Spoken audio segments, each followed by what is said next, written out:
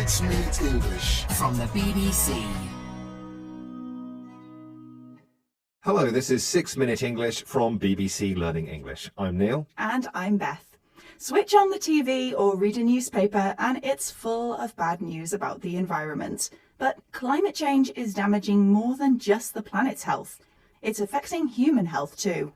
A growing number of people around the world are experiencing something psychiatrists are calling eco-anxiety. Eco-anxiety involves feeling grief, guilt, fear or hopelessness about the future of the planet due to climate change. Of course, direct victims of climate change suffer most. Flood survivors experience depression and anxiety, and people breathing polluted air are at a higher risk of dementia.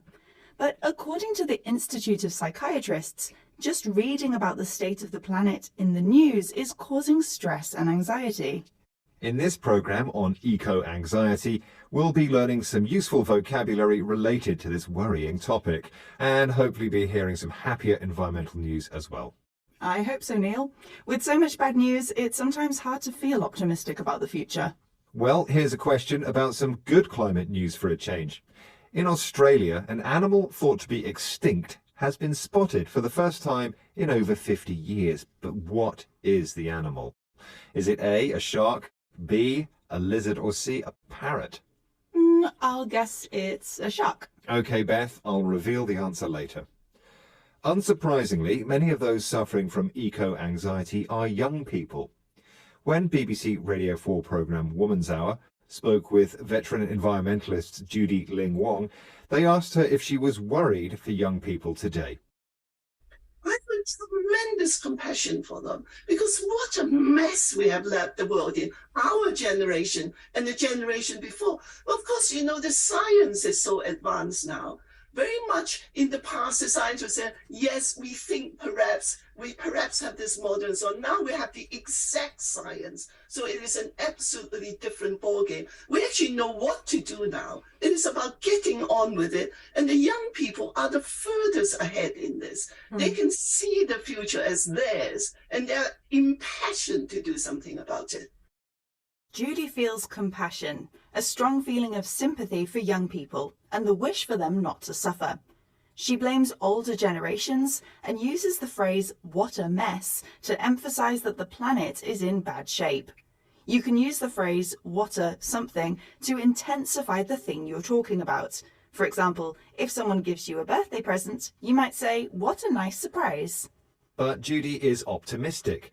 The science on climate change is much more accurate than it used to be. For example, we know that moving away from fossil fuels would be a big help. Science has changed the ballgame, the set of circumstances that controls how a situation occurs. Knowing exactly how to stop climate change has impassioned young people.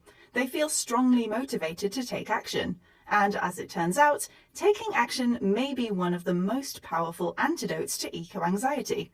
Actually doing something to combat climate change reduces feelings of helplessness. Here's Judy Ling Wong again, speaking with BBC Radio 4's Woman's Hour. You know, when the Institute of Psychiatry published a special issue on climate anxiety, one of the papers pointed out is that if you can do something about it, if you feel part of the movement to change things or to stabilize things, then you feel much better.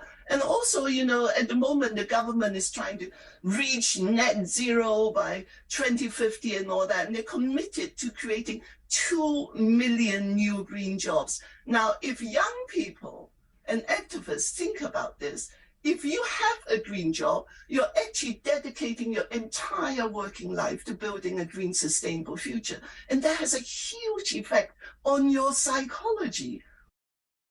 Judy urges young people to join a movement, a group of people who share the same beliefs and ideas.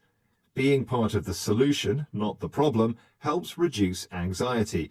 And with new green jobs, young people can protect the environment their entire working life. The period of life spent in employment between leaving school and retirement. And Judy's hopefulness is shared. Recent polls showed that the majority of people are worried about climate change and are prepared to make changes. Finally, some good news. And speaking of good news, what was the answer to your question, Neil? I asked which extinct animal has recently been spotted in Australia. You guessed it was a shark, which was the wrong answer. Actually, it was a lizard, the earless grassland dragon, a native to East Australia that was last seen in the wild in 1969.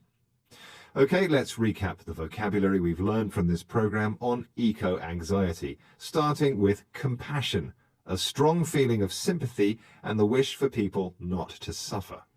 The phrase what a something is used to intensify the thing you're talking about. For example, what a mess, or what a nice surprise. The ball game refers to the set of circumstances that controls how a situation happens.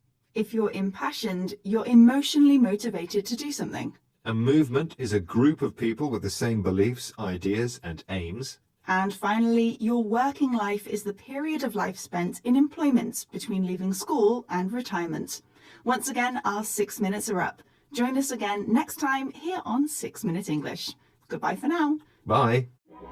6 Minute English from the BBC.